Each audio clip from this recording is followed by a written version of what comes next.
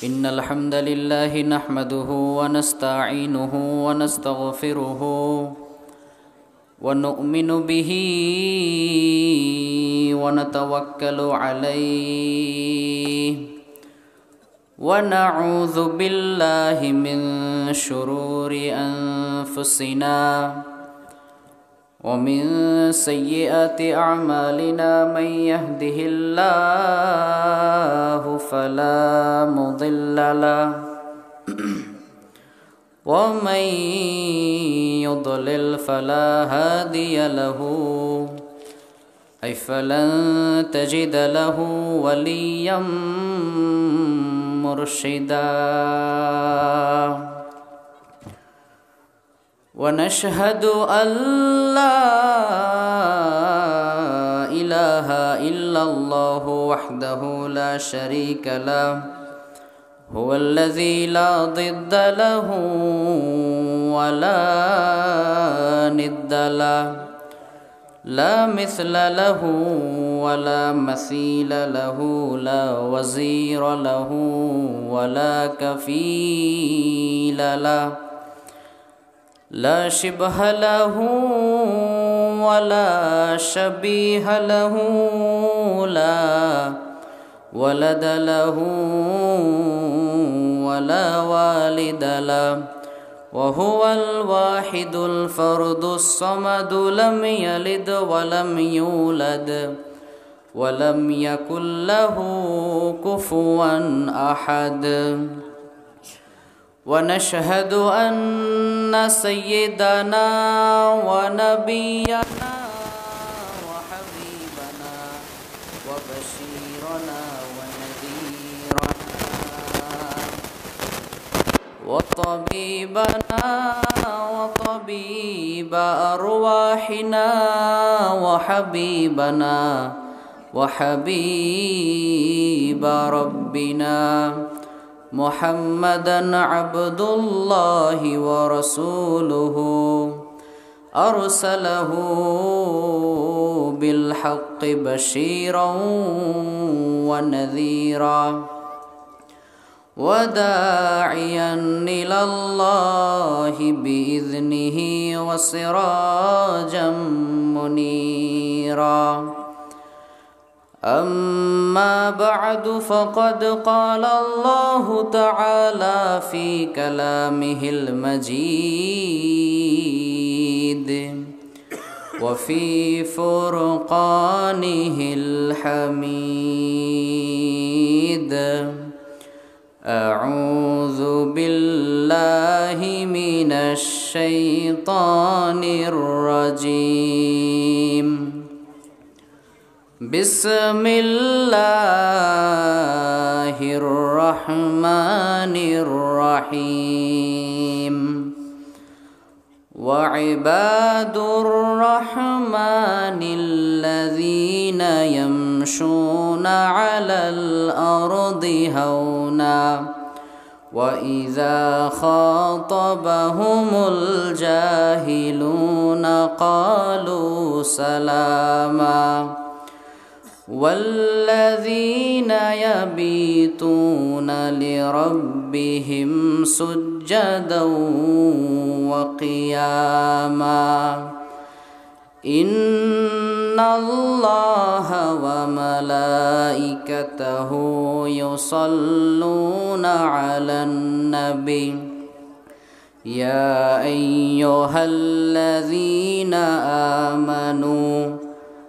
صلوا عليه وسلموا تسليما পড়েন সবাই আল্লাহুম্মা সাল্লি আলা মুহাম্মাদ ওয়া আলা আলি মুহাম্মাদ কামা সাল্লাইতা আলা ইব্রাহিম ওয়া আলা আলি ইব্রাহিম ইন্নাকা হামিদুম মাজিদ আল্লাহুম্মা বারিক আলা মুহাম্মাদ وعلى آل محمد كما باركت على إبراهيم وعلى آل إبراهيم إنك حميد مجيد গাইবান্দার ভাইয়েরা কেমন আছেন সবাই? আলহামদুলিল্লাহ, আমিও ভালো আছি। ইনফ্যাক্ট আপনাদের গাইবান্ধাতে আসতে পেরে I am feeling so good. আমার খুব বেশি ভালো লাগছে, কারণ গাইবান্ধার মাটি হচ্ছে আল কোরআনের ঘাঁটি, ঠিক কিনা? গাইবান্ধার মাটি হচ্ছে ইসলামের ঘাঁটি। আওয়াজ করে বলেন ঠিক কিনা? এই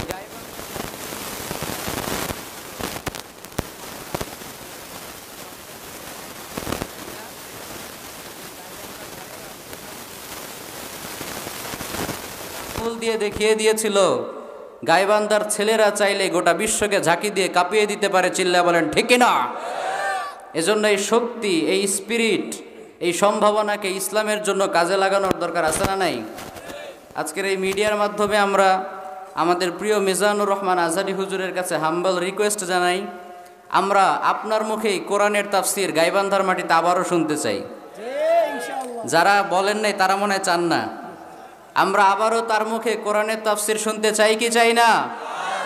আশা করা যায় এই ক্লিপটা হয়তো তার পর্যন্ত পৌঁছাবে এবং তাকে সশরীরে দেখে তার মুখে সরাসরি আমরা এই কোরআনের তাফসির শুনবো ইনশাআল্লাহ। এজন্য আমাদেরকে ঐক্যবদ্ধ প্রচেষ্টা করতে হবে।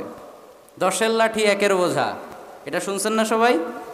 10 জনের জন্য যেটা সহজ, একজনের জন্য সেটা কঠিন হয়ে যায়।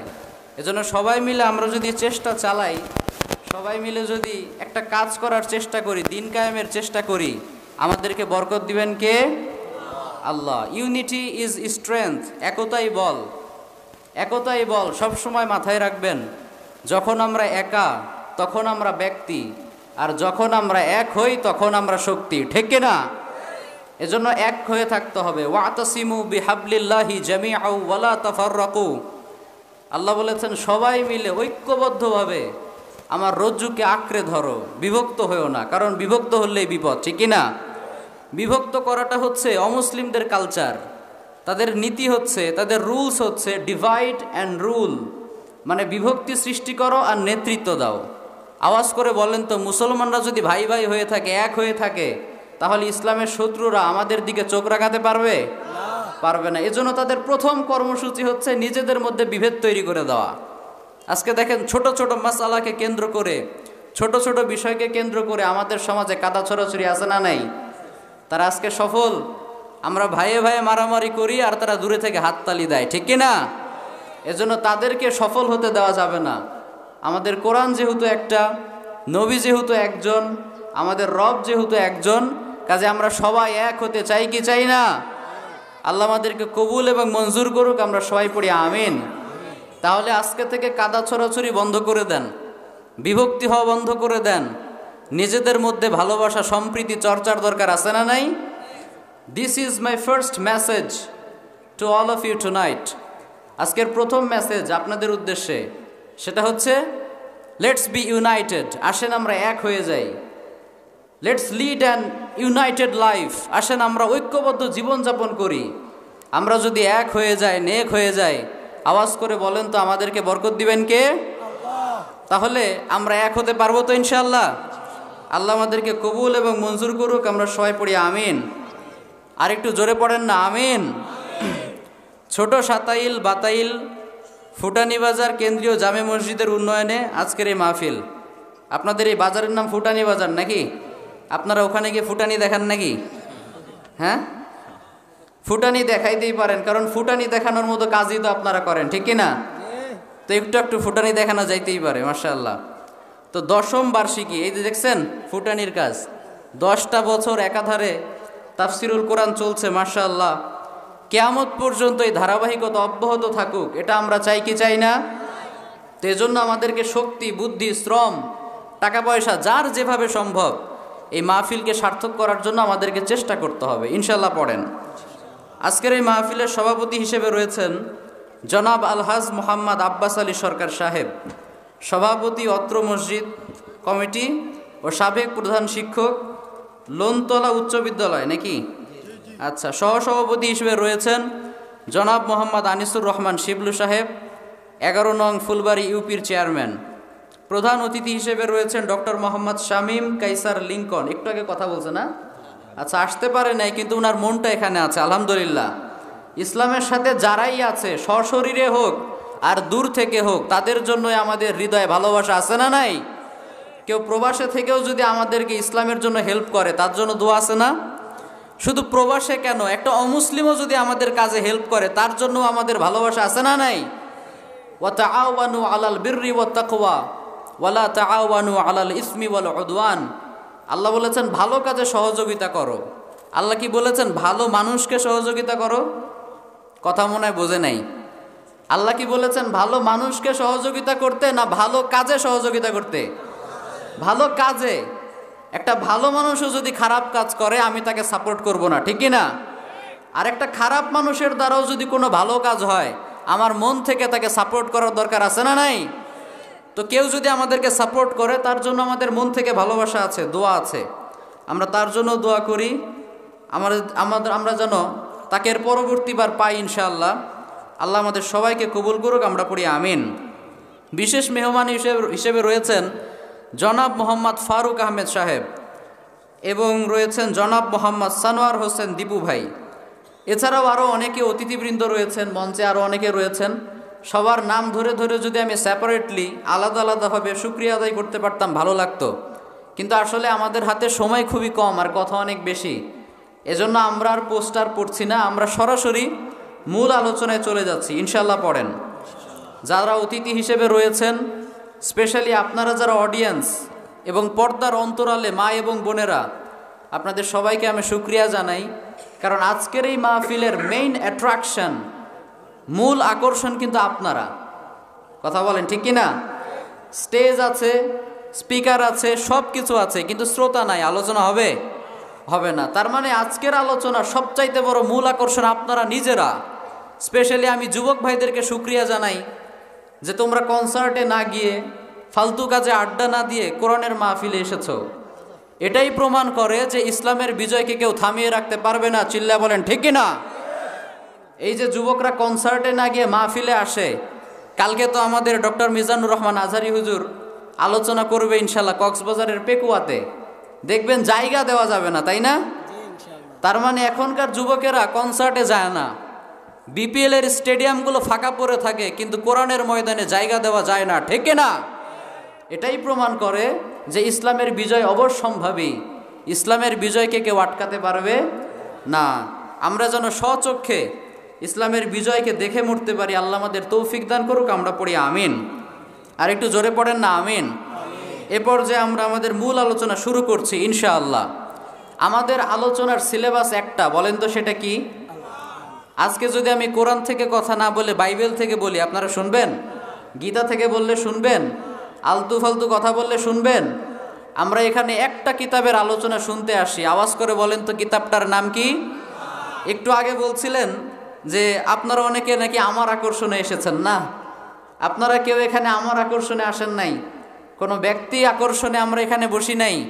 আমরা এসেছি একটা কিতাবের আকর্ষণে। আওয়াজ করে বলেন তো কিতাবটার নাম কি? এই আল কোরআনুল কারীম থেকে আমরা কথা শুনবো ইনশাআল্লাহ। কারণ আমরা যদি নিজেদেরকে পরিবর্তন করতে চাই, বিষয়টা বুঝেন, আমরা যদি নিজেদেরকে পরিবর্তন করতে চাই, এই সমাজকে, সোসাইটিকে পরিবর্তন করতে চাই, আওয়াজ করে বলেন তো এই কোরআনটা জানার, বোঝার ও মানার দরকার আছে না নাই? আপনারা সৈয়দ কুতুব শহীদের নাম শুনেছেন? তাফসির ফি জিলালিল কোরআনের রচয়িতা, জগৎ বিখ্যাত মুফাসসির ছিলেন, মিশরের জগৎ বিখ্যাত মুফাসসির। তিনি যখন প্ল্যান করলেন যে এই মিশরে আমি ইসলামী আন্দোলন করব, এই মিশরটাকে আমি ইসলামী সমাজ ব্যবস্থায় রূপান্তর করব, তখন তার কর্মসূচির প্রথম যেই কাজটা তিনি করেছিলেন সেটা হচ্ছে কোরআনের তাফসির লিখেছিলেন। সুবহানাল্লাহ পড়েন। তার জগৎ বিখ্যাত তাফসির ফি জিলালিল কোরআন, এই তাফসিরটা পড়ে অসংখ্য অমুসলিম মুসলমান হয়ে গিয়েছে। সুবহানাল্লাহ পড়তে পারলেন না? যে সকল যুবকেরা দিন বুঝতো না, দিন মানতো না, ঘুরে বেড়াতো, আড্ডাবাজি করে বেড়াতো, তারা নিজেরা ইসলাম কবুল করেছে, দিন পালন করেছে। শুধু তাই না, মিশরের কায়রোর রাজপথে তারা দিন কায়েমের আন্দোলন করেছে। পড়েন আল্লাহু আকবার। যারা দাড়ি রাখতো না, টুপি পরতো না, টাকনুর উপরে কাপড় পরতো না, তারা মিশরের কায়রোর রাজপথে এই স্লোগান দিয়েছে যে ইনিল হুকমু ইল্লা লিল্লাহ, সৃষ্টি যার বিধান চলবে তার, ঠিক না? স্রষ্টার বিধান বাতিল করো, সৃষ্টির বিধান চালু করো, এই আন্দোলন করতে শুরু করেছিলেন। তো এই আন্দোলন যখন শুরু হলো, কথা শুনতেছেন? কথা বুঝতেছেন? তো এই আন্দোলন যখন শুরু হয়ে গেল, তখন তৎকালীন মিশরের প্রেসিডেন্ট জামাল আব্দুল নাসের সে মনে মনে ভাবলো, এই মুফাসসির যদি বাইরে থাকে আমার গদি থাকবে? একটু জোরে সোরে বলেন না, আমার গদি থাকবে? অনেক শাসক আছে দেখবেন গদি হারানোর ভয়ে হক কথা বলতে চায় না, ভালো মানুষকে বাইরে রাখতে চায় না, এরকম আছে না নাই? এজন্য আরবিতে বলে আর শাইতান ও শাইতান। শয়তান হচ্ছে দুই প্রকার। কয় প্রকার? গাইবান্দার ভাইয়েরা, শয়তান কয় প্রকার? দুই প্রকার। শাইতানুন ইয়াখাফু আয়াতাল কুরসি, এক প্রকার শয়তান আছে যে আয়াতুল কুরসিকে ভয় পায়। আয়াতুল কুরসি পারেন তো সবাই? আল্লাহু লা ইলাহা ইল্লা হুয়াল হাইয়ুল কাইয়ুম। তো এক প্রকার শয়তান আছে যে আয়াতুল কুরসিকে ভয় পায়। ওয়া শাইতানুন ইয়াখাফু ফাওতাল কুরসি, আরেক প্রকারের শয়তান আছে যে আয়াতুল কুরসিকে ভয় পায় না, ও তার কুরসি হারানোর ভয় পায়। ঠিক কিনা? এই গদি হারানোর ভয়ে হক কথা বলতে চায় না। তো মিশরের তৎকালীন প্রেসিডেন্ট জামাল আব্দুল নাসের মনে মনে ভাবলো, এই মুফাসসির থাকলে তো আমার গদি থাকবে না, তো কি করা যায়? ওই মুফাসসিরকে জেলের মধ্যে ঢোকা। নাউজুবিল্লাহ পড়েন। সৈয়দ কুতুব শহীদকে জেলখানায় ঢোকানোর পর অনেক কিছু অফার করা হলো, তোমাকে এই দেওয়া হবে, সেই দেওয়া হবে, ধর্ম মন্ত্রণালয়ের মন্ত্রী বানিয়ে দেওয়া হবে, এরকম বিভিন্ন অফার দেওয়া হলো। কিন্তু সৈয়দ কুতুব শহীদের কথা একটাই, আমি জীবন দিতে পারি কিন্তু আমার দিন কায়েমের আন্দোলন ছাড়তে পারি না। পড়েন সুবহানাল্লাহ।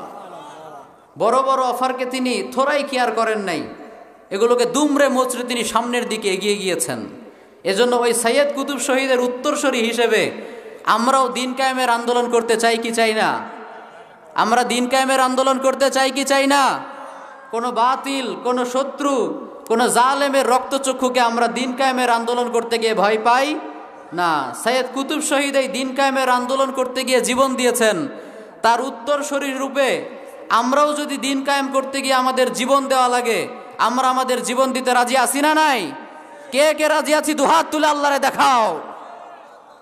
লিল্লাহি তাকবীর, লিল্লাহি তাকবীর। আল কোরআনের আলো, আল হাদিসের আলো, আমার নেতা তোমার নেতা, লিল্লাহি তাকবীর। তাহলে আমরা দিন কায়েমের আন্দোলন করতে গিয়ে আমাদের জীবন দিতেও রাজি আছি না নাই? সৈয়দ কুতুব শহীদ রাহিমাহুল্লাহ তিনি জীবন দিতে প্রস্তুত হয়ে গেলেন। তাকে ফাঁসির আসামি হিসেবে নিযুক্ত করা হলো, ফাঁসির ঘোষণা দেওয়া হলো।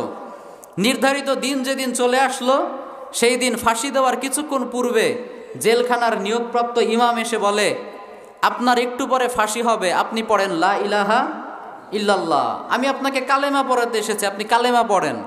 তখন সৈয়দ কুতুব শহীদ বললেন, তুমি আমাকে কালেমা শেখাতে এসো না, তুমি আমাকে কালেমা শেখাতে এসো না। কালেমা আমি তোমার চেয়ে অনেক ভালো করে বুঝি। যেই কালেমা পড়ানোর কারণে সরকার তোমারে বেতন দেয়, সেই একই কালেমার এক্সপ্লেনেশন ব্যাখ্যা করার কারণে আমারে ফাঁসির কাস্টে ঝুলতে হয়। তোমার কালেমা তোমারে মাসে মাসে টাকার বান্ডিল দেয়, আর আমার কালেমা আমারে ফাঁসির কাস্টে ঝুলায়। তার মানে তোর কালেমা আমার কালেমা এক কালেমা না। চিল্লায় বলেন ঠিক কিনা?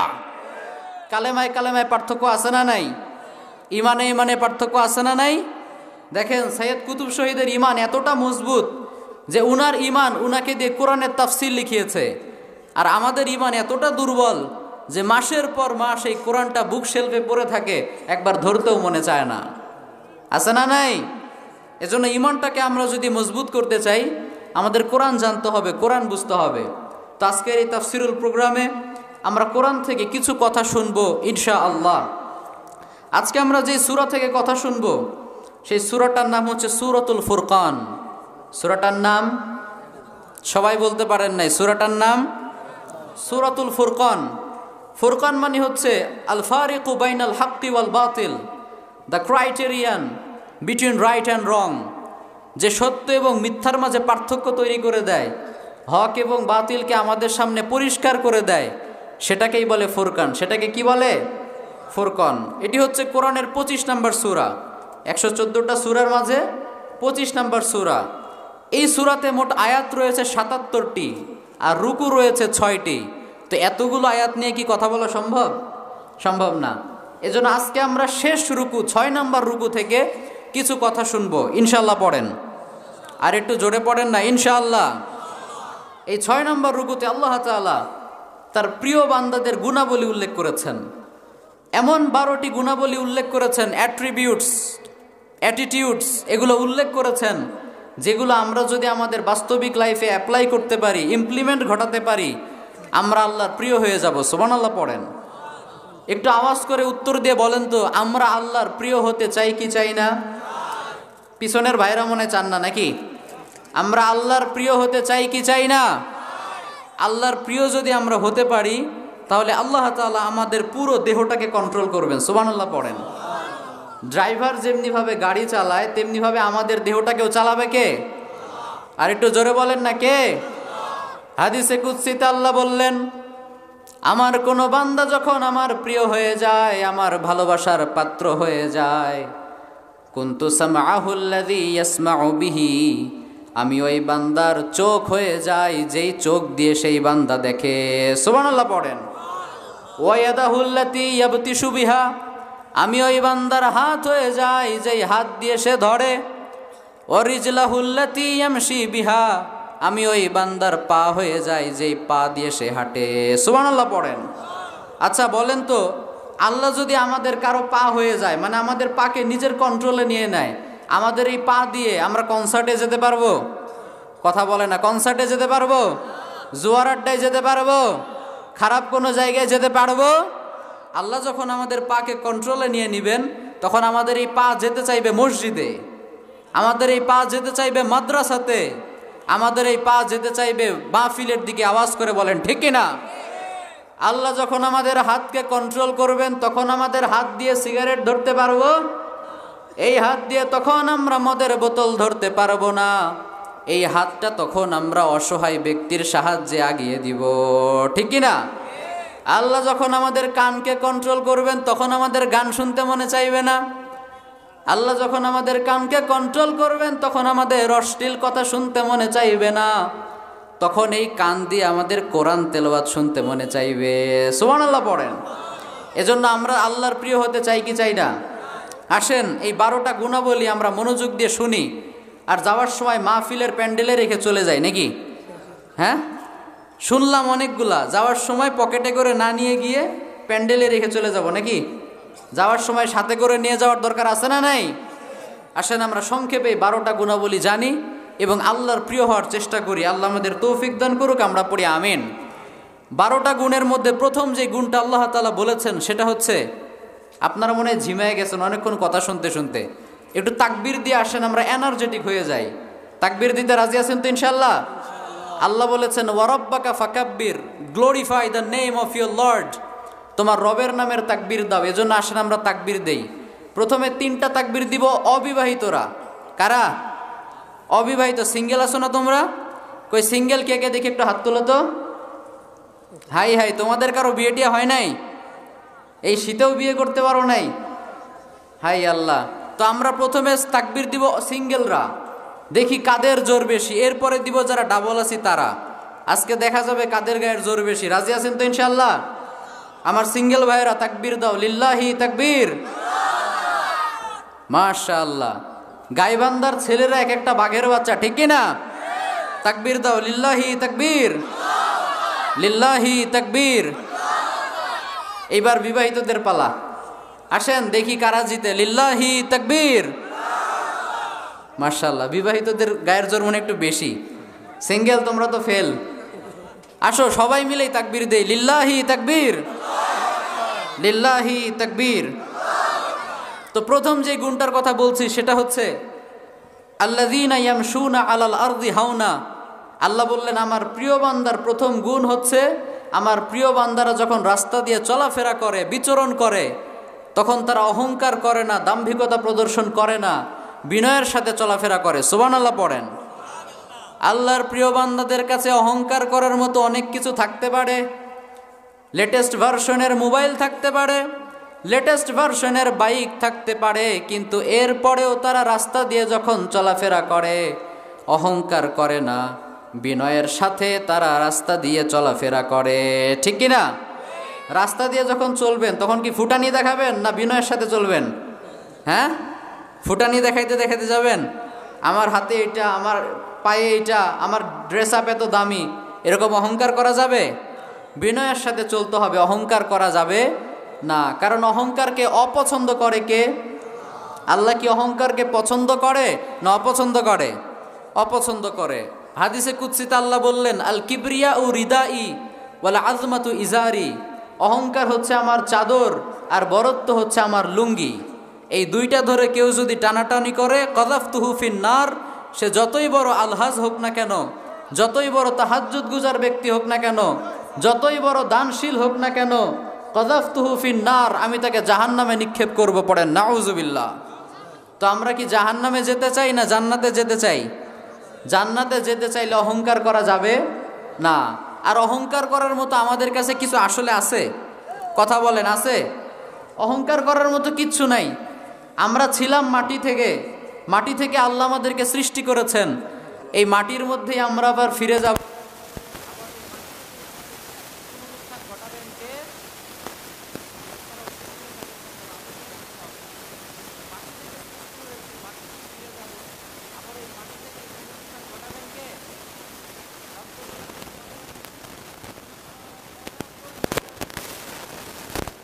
নুঈদুকুম ওয়া মিনহা নুখরিজুকুম তারাতান উখরা। আল্লাহ বললেন, মাটি থেকে তোকে বানালাম, আবার মাটির মধ্যেই তোকে ফিরিয়ে নেব, আবার ওই মাটি থেকেই তোর পুনরুত্থান ঘটাবো। এজন্য অহংকার করার মতো কিছুই আমাদের নাই, ঠিক কি না? মাটি থেকে এসেছি, আবার মাটিতে চলে যাব, মাঝখানে কিছুদিন প্রস্রাব পায়খানা বয়ে বয়ে বেড়াই। কি বলেন? আমাদের পেটের মধ্যে কি থাকে? প্রস্রাব পায়খানা থাকে না? তার মানে মাটি থেকে উঠেছি, মাটিতেই মিশে যাব, মাঝখানে কয়েকদিন টয়লেট বয়ে বয়ে বেড়াই, তাই না? এজন্য অহংকার করা যাবে না। অহংকার করার মতো কিচ্ছু আমাদের নাই। অহংকারকে আল্লাহ পছন্দ করেন না। বিশ্বে এত বড় বড় জালেম শাসক পৃথিবীতে এসেছিল, যারা অহংকার করেছিল, তারা কি বর্তমানে আছে না নাই? নাই, মাটির সাথে মিশিয়ে দিয়েছেন কে? আল্লাহ বলেছেন, হাল আতা আলাল ইনসানি হিনুম মিনাদ দাহর লাম ইয়াকুন শাইয়াম মাযকুরা। বান্দা, তুই যে অহংকার করিস, তুই কি এটা একবার মাথায় রাখিস না যে একটা সময় তোর জীবনে ছিল যখন তুই কিছুই ছিলি না, ঠিক কি না? আজকে যেই পরিচয়ের আমি গর্ব করি, যেই ডিগ্রি নিয়ে দাপট দেখাই, যেই ক্ষমতার কারণে আমি মানুষকে মানুষ মনে করতে চাই না, একটা সময় কি সেগুলো আমার ছিল? কিচ্ছু ছিল না, আমি অস্তিত্বহীন ছিলাম। এই অস্তিত্বহীন থেকে আমাকে অস্তিত্ব আনলেন কে? আল্লাহ বলেছেন, লাম ইয়াকুন শাইয়াম মাযকুরা, তুই কিচ্ছু ছিলি না। এই আয়াতের মাধ্যমে আল্লাহ তাআলা আমাদেরকে যেটা বুঝাতে চাইলেন সেটা হচ্ছে, ক্ষমতার দাপট দেখাবি না, ঠিক না? ক্ষমতার অহংকার দেখাবি না। 2 দিনের টাকার মালিক হয়ে ওর পা জমিনে লাগে না, এরকম ডাকাত আছে না নাই? লাম ইয়াকুন শাইয়াম মাযকুরা। তোর চাইতে বড় ক্ষমতাশীল ছিল ফেরাউন। আল্লাহ ছাড় দিয়েছে, ছেড়ে দেয় না, ঠিক না? নমরুদকে ছাড় দিয়েছে, ছেড়ে দেয় নাই। আবু জাহেলকে ছাড় দিয়েছে, ছেড়ে দেয় নাই। এখনো যারা গাদ্দারি করে, ইসলামের বিপক্ষে কথা বলে, ইসলামকে জমিনের ভিতর গেড়ে দিতে চায়, দেখা যায় আল্লাহ ওদেরকে ছাড় দেয়, কিন্তু ছেড়ে দিবে না। চিল্লা বলেন ঠিক কিনা? আল্লাহ ওদেরকে ছেড়ে দিবে না। এজন্য আমরা যেন অহংকার না করি, বিনয় অবলম্বন করি। পারা যাবে তো ইনশাল্লাহ? আমাদের যিনি রোল মডেল, বিশ্বনবী মুহাম্মদ সাল্লাল্লাহু আলাইহি ওয়াসাল্লাম, কানা মুতাওয়াদিআন, তিনি প্রচণ্ড পরিমাণে বিনয়ী ছিলেন, প্রচণ্ড পরিমাণে বিনয়ী ছিলেন।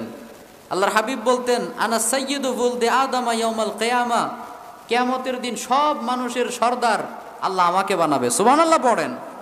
সে আদম আলাইহিস সালাম থেকে নিয়ে কিয়ামত পর্যন্ত যত মানুষ এসেছিল, আছে, ভবিষ্যতে আসবে, সবার সর্দার আল্লাহ আমাকে বানাবে। ওয়ালা ফাখর, কিন্তু এই নেতৃত্ব নিয়ে আমি নবী অহংকার করি না। সুবহানাল্লাহ। মনে প্রাণে বিশ্বাস করি যে আল্লাহ দয়া করে আমাকে এই ক্ষমতাটা দিয়েছেন, নেতৃত্বটা দিয়েছেন। আল্লাহ চাইলে আমাকে না দিয়ে আরেকজনকে দিতে পারতো না? দিতে পারতো। এজন্য বিশ্বনবী সাল্লাল্লাহু আলাইহি সাল্লাম কখনোই অহংকার করতেন না।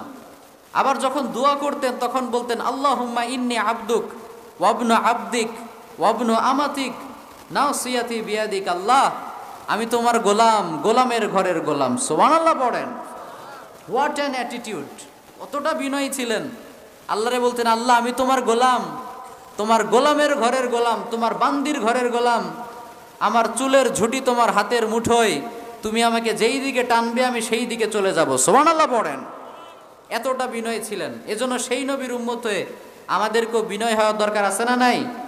আপনার কাছে লেটেস্ট ভার্সনের একটা বাইক আছে, তাই বলে রাস্তায় যাওয়ার সময় একবার ডানে একবার বাঁয়ে একবার ওভার স্পিডে এরকমভাবে টানা যাবে? রাস্তা কি আমাদের নিজেদের না পাবলিক রাস্তা? এটা ভুলে যাওয়া যাবে না। অনেক ছেলে আছে দেখবেন একসাথে ৩-৪ জন যাওয়া শুরু করলে এমন চিৎকার চেঁচামেচি করে, দেখলে মনে হয় এটা পাবলিক রাস্তা না, এটা প্রাইভেট রাস্তা। এরকম আছে না নাই? এটা করা যাবে না প্রিয় ভাইয়েরা, অহংকার করা যাবে না। আবার অনেক মেয়ে আছে দেখবেন একটু দেখতে সুন্দর হলে ওর অহংকারের শেষ নাই। এরকম আছে না নাই?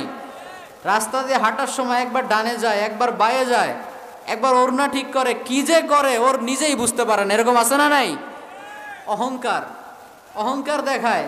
একটা ভালো দিনদার ছেলে তার বাড়িতে বিয়ের প্রস্তাব দিলে রিজেক্ট করে দেয়, আছে না নাই? ওদের কপালেই পরবর্তীতে সরকারি টাকলু চাচা জোটে, এরাই পরবর্তীতে স্বামীর কাছে সুখ না পেয়ে সুইসাইড করে, ঠিক না? অহংকারকারীকে আল্লাহ পছন্দ করে না। আপনি অহংকার করবেন, আপনি আজকে অহংকার করেন, 2 দিন পরে দেখবেন এমন ধরা খাবেন, ওই যারা আপনাকে প্রপোজ করেছিল, বাড়িতে বিয়ের প্রপোজাল দিয়েছিল, ওরাই আপনাকে খালাম্মা বলবে, ঠিক না? এজন্য অহংকার করা যাবে না প্রিয় ভাইয়েরা। আজকে প্রথম যেটা আমরা শিখলাম সেটা হচ্ছে আল্লাহর প্রিয় বান্দারা অহংকার করে না, তারা বিনয়ী হয়। এজন্য আমরাও বিনয় হব ইনশাআল্লাহ। পড়েন 2 নম্বর যে গুণটার কথা আল্লাহ তাআলা বলেছেন সেটা হচ্ছে ওয়া ইযা খাতাবাহুমুল জাহিলুনা ক্বালু সালামা। আল্লাহর প্রিয় বান্দাদের কাছে কেউ যখন ঝগড়া করতে আসে, তর্ক করতে আসে, তারা উল্টো ঝগড়ায় লিপ্ত হয় না, তর্কই লিপ্ত হয় না, তারা বলে সালাম। তারা কি বলে? গাইবান্দার ভাইয়ের আওয়াজ করে বলেন সালাম। সবাই বলতে পারেন নাই, বলেন সালাম। সালাম মানে হচ্ছে শান্তি। অর্থাৎ কেউ যখন আপনার সাথে ঝগড়া করতে আসবে, তর্ক করতে আসবে, তখন আপনি বলবেন সালাম, মানে শান্তি। আমরা শান্তিপ্রিয় শান্ত ছেলে, আমরা ঝগড়া চাই না, মারামারি কাটাকাটি হানাহানি কাদা ছড়াছড়ি এগুলো চাই না। আমরা শান্তিপ্রিয় শান্ত ছেলে, আমরা শান্তি চাই, ঠিক না? আমরা কি সমাজে অশান্তি চাই না শান্তি চাই? শান্তি চাই। এজন্য আমরা যদি শান্তি সত্যিই চাই, আজকে থেকে কারো ঝগড়া করতে আসলে, কেউ যদি আপনার সাথে তর্ক করতে আসে, আপনি কি তার জবাব দিবেন না চুপ করে থাকবেন? কি করে থাকবেন? চুপ করে থাকবেন আর বলবেন সালাম। ভাই আমরা ঝগড়া চাই না। প্রিয় ভাইয়েরা, স্পেশালি যুবক ভাইয়েরা একটু মনোযোগ দিয়ে শোনো। লাইফে যদি আমরা সাকসেসফুল হতে চাই, আমাদেরকে চুপ থাকা শিখতে হবে। কি থাকা শিখতে হবে? চুপ থাকা শিখতে হবে। চুপ থাকতে পারাটা অনেক বড় গুণ, সবার মধ্যে এটা থাকে না। কথা বলতে যেই পরিমাণ শক্তি প্রয়োজন, চুপ থাকতে এর চাইতে অনেক বেশি শক্তি প্রয়োজন। কথা আমরা সবাই বলতে পারি, কিন্তু চুপ থাকতে পারি? একদিন কথা বলতে বলেন সমস্যা নাই, কিন্তু একদিন চুপ থাকতে বললে অবস্থা খারাপ হয়ে যাবে। এজন্য আমি যখন মারিয়াম আলাইহিস সালামের ঘটনা প্রথমবার কোরআনে পড়ছিলাম, যে ইন্নী নাযারতু লির-রহমানি সাওমা ফালান উকাল্লিমাল ইয়াউমা ইনসিয়া, মারিয়াম আলাইহিস সালামের যুগে রোজার যে নিয়ম ছিল সেটা হচ্ছে কথা বলা যাবে না। কথা বলা যাবে না। আল্লাহ না করুক এই সিস্টেমটা যদি এখনো আমাদের মধ্যে থাকতো, এমনিই তো রোজা রাখে না, 99% রোজাদার হতে পারতো না। কারণ না খেয়ে আমরা 3 দিনও থাকতে পারবো, অনেকে সমস্যা নাই, কিন্তু কথা না বলে থাকতে পারবো? স্পেশালি মেয়েরা দেখবেন কথা শুরু করলে আর শেষ নাই, আছে না নাই? আমি 2-3 বছর আগে একবার ঢাকাতে পড়াশোনা করতাম, তখন বাড়িতে যাচ্ছি রাজশাহীর দিকে, সিএনজিতে উঠেছি। হাইরে আল্লাহ, এমন কথা শুরু করছে, পুরো 40 মিনিটের মতো গাড়ি আমার কান মাথা ঝালাপালা করে ফেলছে। আমি ড্রাইভারের সাথে পাশে বসে আছি, আমি ড্রাইভারকে শেষমেশ বললাম, ভাই আজকে আমি বুঝতে পেরেছি কেন মাতৃভাষা বলে, কেন পিতৃভাষা বলে না। কারণ কথা বলা, বকবক করা, এটা শেখানোর দায়িত্ব আল্লাহ নারীদেরকে দিয়েছেন। এজন্য পুরুষদের তুলনায় দেখবেন নারীরা 10 গুণ বেশি কথা বলে, ঠিক কি না? তো এই যে কথা বলার যে রোগ, এটা আমাদের মাঝে আছে। তো এই যে কথা বলাটা আমাদেরকে কন্ট্রোল করতে হবে। জিহ্বা দিয়েছে বলে কি আমরা যা খুশি তাই বলতে পারবো না? চুপ থাকতে হবে। আপনারা পাকিস্তানের একজন বিখ্যাত আলেম রয়েছে, নাম মাওলানা তারেক জামিল, নাম শুনেছেন? পাকিস্তানের বিখ্যাত একজন আলেম। তার ভাষা কি বাংলা না উর্দু বলেন তো? বাংলা না উর্দু? তো তিনি মাঝে মাঝে বলেন যে अगर जिंदगी को खूबसूरत बनाना चाहते हो तो चुप रहना सीखो, सहना सीखो, जवाब देना ना सीखो। ये कह दिया, वो कह दिया, मुझे ही क्यों कहा, ऐसा मत करो। अपने लक्ष्य पर अटल रहो।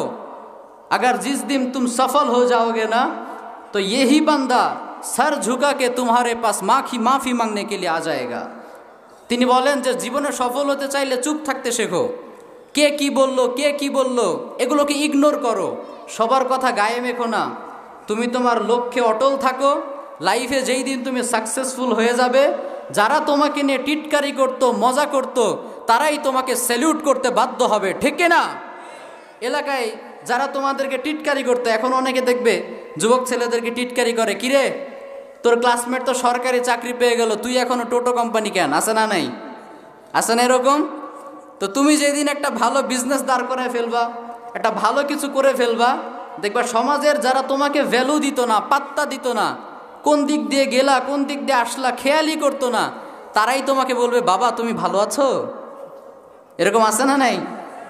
নিজের চাচা তোমাকে পরিচয় দিতে চাইতো না, আর যখন তুমি বিসিএস ক্যাডার হয়ে যাবে, একটা ভালো কিছু করে ফেলবে, ঢাকা ইউনিভার্সিটিতে চান্স পাবে, বাইরের দেশে স্কলারশিপ পাবে, দেখবে দূর সম্পর্কের এক আত্মীয় এসে বলবে বাবা আমি তোমার চাচা, আমাকে চিনতে পেরেছো? ওই যে ছোটবেলায় একদিন আমাদের বাসায় গিয়েছিলে, মনে আছে না? এরকম আছে না নাই? তুমি সফল হয়ে গেলে তোমাকে সবাই স্যালিউট করবে। যারা তোমাকে নিয়ে টিটকারি করতো তারা মাথা নিচু করে তোমার কাছে ক্ষমা চাইতে আসবে। এজন্য আমরা আজকে থেকে কেউ ঝগড়া করতে আসলে, মারতে আসলে, আমাকে গালিগালাজ করলে আমরা কোনো উত্তর দিব না। আমাদের উত্তর হবে আমাদের সফলতা, ঠিক কি না? Success is the best revenge. সফলতার চাইতে বড় কোনো প্রতিশোধ পৃথিবীতে হতে পারে না। আপনাকে একজন গালি দিয়েছে তাই বলে কি তার গালে থাপ্পড় মারবেন? কথা বলেন, থাপ্পড় দিবেন? আপনি যেদিন সফল হয়ে যাবেন না, আপনার এই সফলতাটাই অটোমেটিকলি ওই যে আপনাকে ঠাট্টা করতো তার দুই গালে দুইটা থাপ্পড় দিয়ে দিবে, ঠিক কি না? আপনাকে আলাদাভাবে দিতে হবে না। তাহলে আল্লাহর প্রিয় বান্দাদের দ্বিতীয় যে গুণটা আমরা জানলাম সেটা হচ্ছে ওয়া ইযা খাতাবাহুমুল জাহিলুনা ক্বালু সালামা। আজকে থেকে কেউ ঝগড়া করতে আসলে আমরা উল্টা ঝগড়া করব না প্রিয় ভাইয়েরা, আমরা বলবো সালাম। আমরা কি বলবো? সালাম।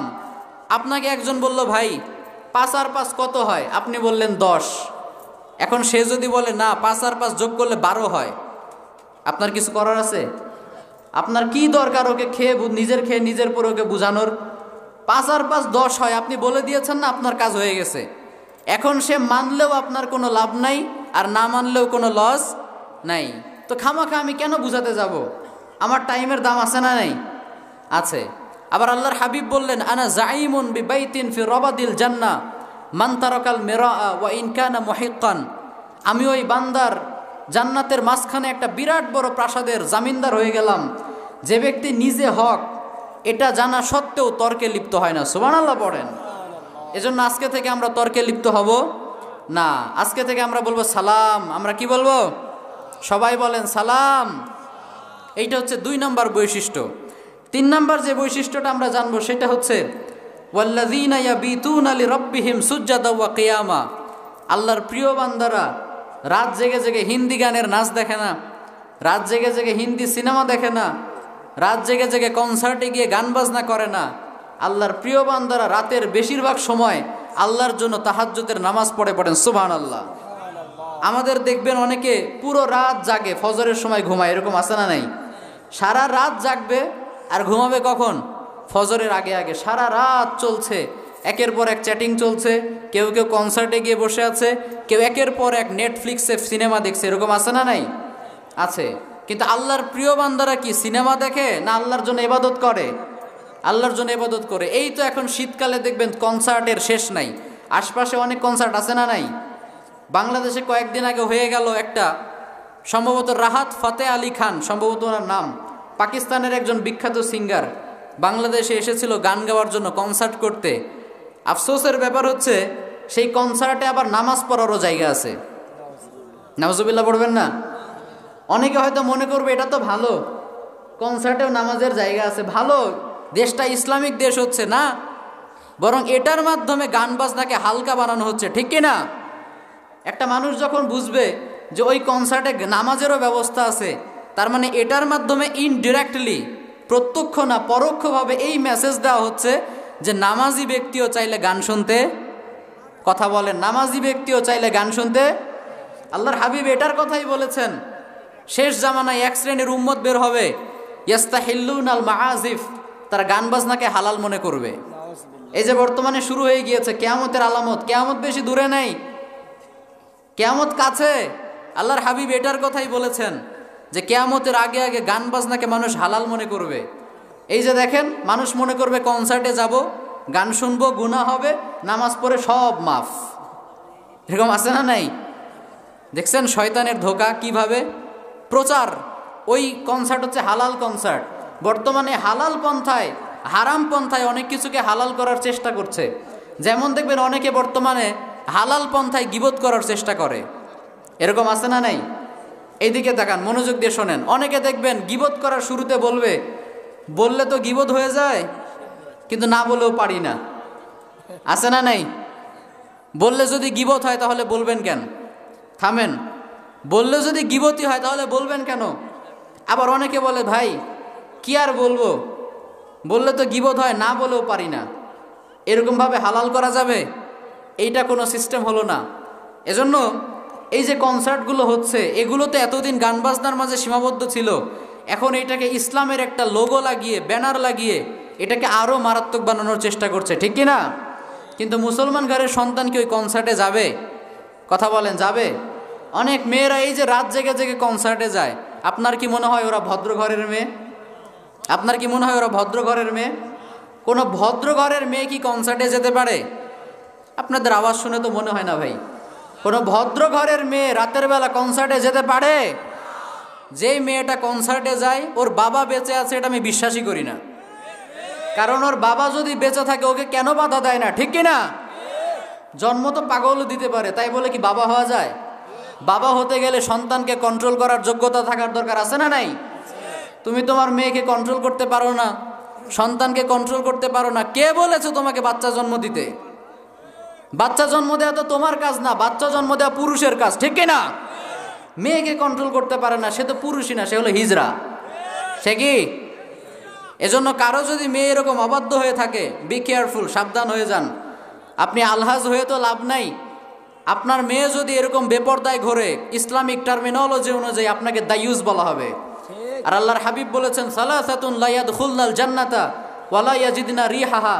3 শ্রেণীর ব্যক্তি জান্নাতে তো যাবেই না, জান্নাতের ঘ্রাণও পাবে না। তন্মধ্যে 1 শ্রেণীর ব্যক্তি হচ্ছে আদ-দায়ুস আল্লাযী ইউকিররু ফি আহলিহিল খাবাস। ওই ব্যক্তি, যেই ব্যক্তি তার পরিবারে অশ্লীলতাকে সাপোর্ট করেছে। আপনার মেয়ে আপনার চোখের সামনে দিয়ে এই হিপ হপ স্টাইলে চলে যাচ্ছে, কনসার্টে চলে যাচ্ছে, আপনি বাধা দিচ্ছেন না। আপনি হজ করলেও জান্নাত পাবেন না, ঠিক কি না? এজন্য আমরা যেন আমাদের সন্তানদেরকে কন্ট্রোল করি। আল্লাহ আমাদের তৌফিক দান করুক, আমরা পড়ি আমিন। তাহলে মুমিন বান্দারা রাতের বেলা কনসার্টে ঘুরে বেড়ায় না, 31st নাইটে আনন্দ করতে পারে নাকি? এই যে কয়েকদিন পর 31st নাইট আছে না নাই? 31st নাইটের রাতের বেলা দেখবেন এত অশ্লীলতা, এত বেহায়াপনার চর্চা, পুরো বছরে মনে হয় সেটা হয় না, ঠিক কি না? এত এত মেয়েরা তাদের সেদিন চরিত্র নষ্ট করে, পুরো বছরেও মনে হয় এতটা ক্ষতি হয় না। তা আপনার মেয়ে, আপনার ছেলে সারা রাত 31st নাইটে ঘুরে বেড়াচ্ছে, ও কি করছে বাবা হিসেবে এটা জানার দরকার আছে না নাই? আছে। এজন্য যে সৎ বাবা হবে, যে প্রকৃত বাবা হবে, সে তার সন্তানকে কন্ট্রোল করবে। সে তার সন্তানকে শেখাবে, বাবা রাতের বেলাটা এরকম মস্তি করে বেড়ানোর জন্য নয়, রাতের বেলাটা আল্লাহর তাহাজ্জুদ পড়ার জন্য, ঠিক কি না? আল্লাহর হাবিব সাল্লাল্লাহু আলাইহি সাল্লাম রাত জেগে জেগে তাহাজ্জুদের নামাজ পড়তেন। আমরা পড়ি তো নাকি? তাহাজ্জুদের নামাজ পড়ি? এই তো মাশাআল্লাহ একজন পাওয়া গিয়েছে। অনেকে মনে মনে বলে, হুজুর ফজরই পড়ি না, আবার তাহাজ্জুদের কথা কন না। প্রিয় ভাইয়েরা, তাহাজ্জুদের নামাজ ফরজ সালাতের পর সবচাইতে দামি নামাজ। আল্লাহর হাবিব সাল্লাল্লাহু আলাইহি সাল্লাম রাত্রি জেগে জেগে তাহাজ্জুদের নামাজ পড়তেন। এতক্ষণ দাঁড়ানোর ফলে তার পা ফুলে ফেটে যাওয়ার উপক্রম হতো। আম্মা জান আয়েশা একবার বললেন, ইয়া রাসূলুল্লাহ লিয়াগফির লাকাল্লাহু মা তাকাদ্দামা মিন যামবিকা ওয়া মা তাআখার। আপনার তো আগের গুনাহও মাফ, পরের গুনাহও মাফ, আপনি তো মাসুম, আপনি কেন এত রাত জেগে জেগে তাহাজ্জুদ পড়েন?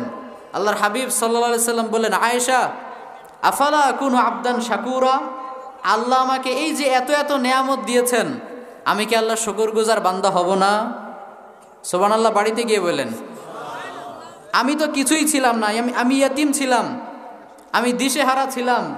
এই ইয়াতিমকে আল্লাহ তাআলা এতটা ভালোবেসেছেন যে আল্লাহ আমাকে তার বন্ধু হিসেবে কবুল করে নিয়েছেন। আল্লাহর বন্ধু, কল্পনা করতে পারেন? বর্তমানে ডোনাল্ড ট্রাম্প, তাই না? তার বন্ধু হতে পারলে আমরা নিজেকে অনেক প্রাউড ফিল করতাম না? বাংলাদেশের বর্তমানে যিনি অন্তর্বর্তীকালীন সরকার, ডক্টর ইউনূস স্যার, আপনার সাথে যদি তার ডেইলি কথা হয়, নিজেকে অনেক প্রাউড ফিল হবে না যে এত আন্তর্জাতিক মানের একজন ব্যক্তির সাথে আমার বন্ধুত্ব আছে। এরকম আরও যারা বড় বড় ব্যক্তিত্ব আছে, পাকিস্তানের যদি সরকারের সাথে আপনার কল হয়, কথা হয়, নিজের কাছে অনেক ভালো লাগবে। তো যেই ব্যক্তিটা আল্লাহর বন্ধু, তার কি পরিমাণ সম্মান! আল্লাহু আকবার। তো তিনি বলেন যে আমার তো কিছুই ছিল না, আমি ইয়াতিম, আল্লাহ আমাকে তার বন্ধু বানিয়েছেন, আল্লাহ আমাকে পথ দেখিয়েছেন, আমাকে শুধু রসুলই বানান নাই, আমাকে সাইয়্যিদুল মুরসালিন বানিয়েছেন, রসুলদের সর্দার বানিয়েছেন। সুবহানাল্লাহ পড়েন। তো দিনের বেলা তো আল্লাহর অনেক শুকরিয়া আদায় করি, কিন্তু আমার মন ভরে না, আমার মন ভরে না। এজন্য রাতের বেলা ওভারটাইম ডিউটি করি, সারাদিন শুকরিয়া আদায়ের পর রাতের বেলাও আমি দীর্ঘ রাত জেগে জেগে তাহাজ্জুদ পড়ে আল্লাহর শুকরিয়া আদায় করি। পড়েন সুবহানাল্লাহ। এই ছিল আমাদের নবী। আর উনার নবীর ওই নবীর উম্মত হয়ে আজকে আমরা শুকরিয়া আদায় করতে জানি না, খালি কমপ্লেন করি, অভিযোগ করি। আছে না নাই? পাইলাম না, হইল না, আমার কলিগ আজকে চাকরি পেয়ে গেল, আমি পেলাম না, আমার ছোট বিয়ে করে ফেললো, আমি এখনো সিঙ্গেল। এরকম আছে না নাই? আমাদেরকে প্রায় ইয়াং ছেলেপেলেরা কল দেয়, হুজুর বয়স হয়ে গেছে, আমার ছোটগুলা বিয়ে করে বাবা হয়ে গেছে, আমি বিয়ে করতে পারি না।